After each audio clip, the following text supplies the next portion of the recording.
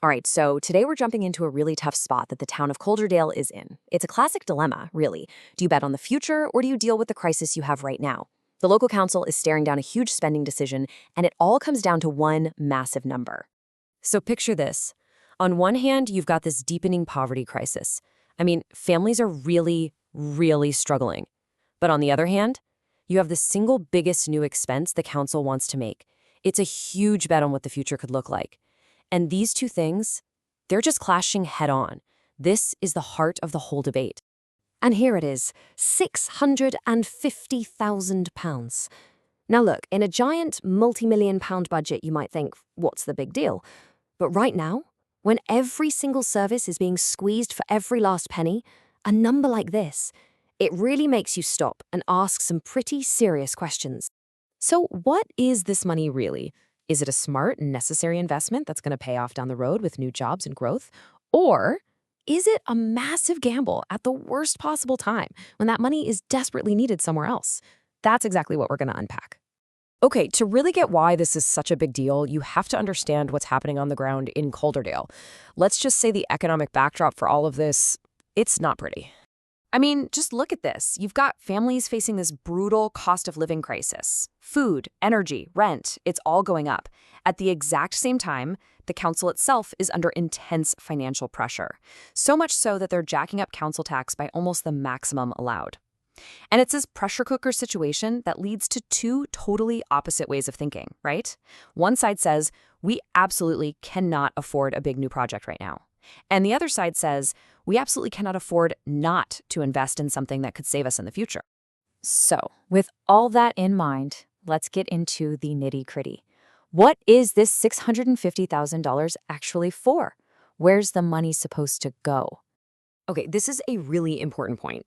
This money, it's not for building shiny new buildings. It's not for hiring a single person. It's for something called land assembly.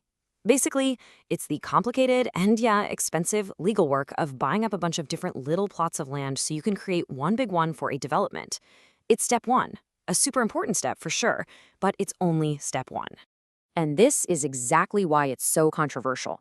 The people against this plan, well, they're calling it a self-inflicted pressure. They're saying you're choosing to spend this money while cutting things elsewhere.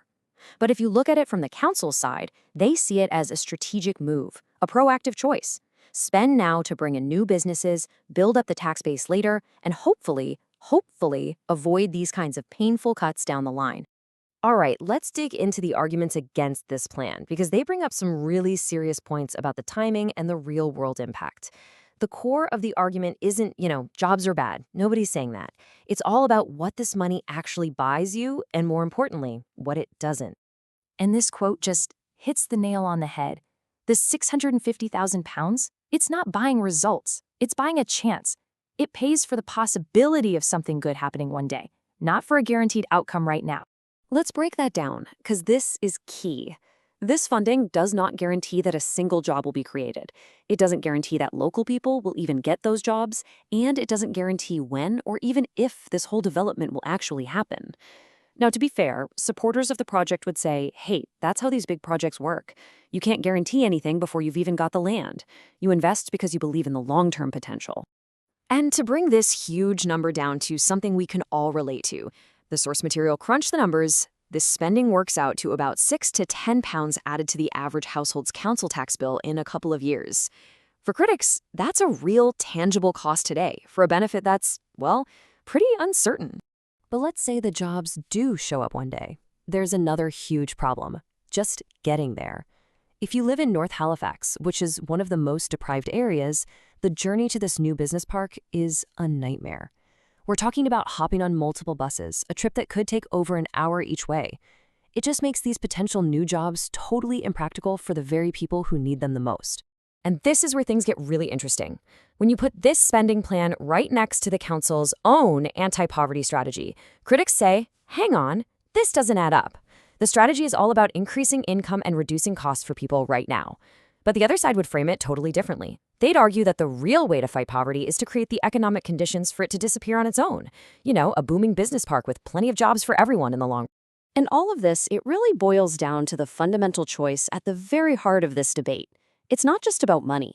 It's a clash of philosophies, really. It's a battle between certainty and hope. Just look at how this breaks down. On one side, you've got the certain, right here, right now needs. We're talking families who can't afford their energy bills, council services stretched to the absolute limit. On the other side, you have the potential long-term benefits of this business park. The thing is, no one's saying either of these is bad. The real question is, when you're in a crisis, how on earth do you choose between what's urgent and what's important? And this quote just says it all, doesn't it? Hope is not the same as help. The business park. It offers a lot of hope for a better future. But for a family struggling to decide between putting the heating on or putting food on the table, that hope doesn't pay the bills tonight. It's a really powerful argument for focusing on help that people can feel right now. Okay, so if not this land deal, then what? Where else could this money go? This is the final piece of the puzzle, thinking about the alternatives and what this whole choice really says about a community's priorities. I mean, what if that 650 grand was used for things with a direct, measurable impact right now, like helping people pay their energy bills or preventing families from becoming homeless? The counter-argument, of course, is that those things are just treating the symptoms. A big project like the Clifton Business Park, they'd say, is about trying to cure the disease itself. And, this isn't just some academic discussion. This is real, and it's happening now.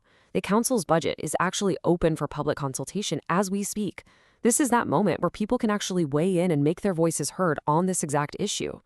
Which brings us back to that one final massive question. In a crisis, when money is tight and needs are huge, how does a community decide? How do you balance investing in a hopeful but pretty uncertain future against the very real, very certain need to help people who are struggling right here, right now? It's a tough choice, and it's one that communities everywhere, in some way or another, are having to face.